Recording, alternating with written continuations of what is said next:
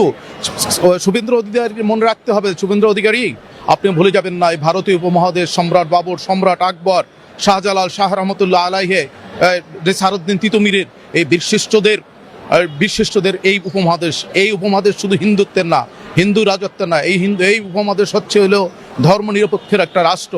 আপনারা সেখানে হিন্দু রাষ্ট্র কায়েম করেছেন, সেটা আপনাদের ব্যাপার, কিন্তু আপনারা মুসলমানদের নিয়ে যে উদ্ধত্যপূর্ণ আচরণ করতেছেন সেটা কিন্তু সমস্ত বিশ্বের জন্য তথা সমস্ত মানবতার জন্য একটা বিশাল ভয়ঙ্কর রূপ ধারণ করবে। আপনি ভুলে যাবেন না, বিশ্বে মুসলমানরা কিন্তু আজ একত্রিত।